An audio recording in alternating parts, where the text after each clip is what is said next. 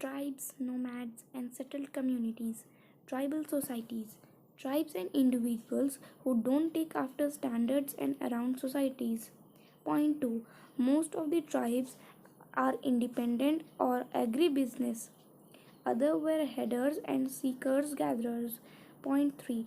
Tribes were even traveling and moved startling with one place then out to the next. Point 4. There were even conflicts amongst tribals and effective position based social orders. Point 5. Contemporary history specialists and employers from medieval India scarcely given data about tribes. Peaceful nomads.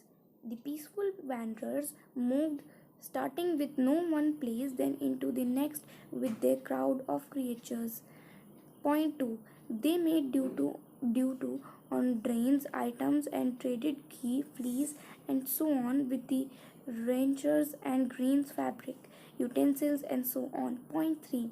The most essential broken migrants were Banjaras. The Gonds. Gonds were once a while eluded by their tribal tongue, Gondi. They work on moving development. Point 2. The Gonds rose when Delhi Sultanate declined. Point 3. The Gonds kingdom in Gondwana in southwestern Madhya Pradesh was found in 15th century. Ahoms. Point 1. Ahom tribe followed to a new tribe living in Southeast Asia who had gone overland through the backward of Assam. Point 2. The region and culture of Assam is combination of nearby customs and transit tribes. Point 3. The Ahoms had place with warrior class and constructed street and water system framework even before settings up their run and show. Point 4. The Ahom shaped the new kingdom by shifting and more established political arrangement of buyas, landlords. Exercise. Question number 1. How was the administration of the Ahom state organized? Answer. Administration of Ahoms. 1. The Ahom state depended on the forced labor. The forced workers were called pikes. 2. The census of population was taken. Point 2. Each village had to send a number of pikes by rotation. Point 3. People from heavily populated areas were shifted to less populated area.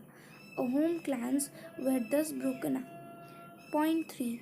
By the first half of the 17th century, the administration became quite centralized. Question number 2. What change took place in Varna-based societies? Answer. Following changes took place in Varna-based societies. Point 1. Smaller castes or jatis emerged with the Varna. Point 2. On the other hand, tribes and social groups were taken into caste-based societies and given status of jatis. Point 3. Specialized artisans such as smiths, carpenters and masons were recognized as separate jatis of Brahmanas. Point 4. Jatis rather than Varna became for recognizing societies. Point 5. Among the Kshatriyas, new Rajput clans became powerful. Question number 3.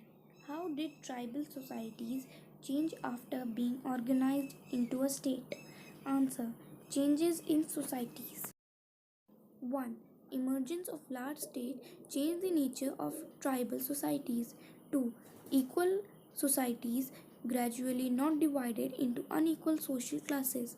Brahmanas received land grants from Gonds and Rajas. They became more influential. 3. The Gond chief wished to be recognized as Rajput.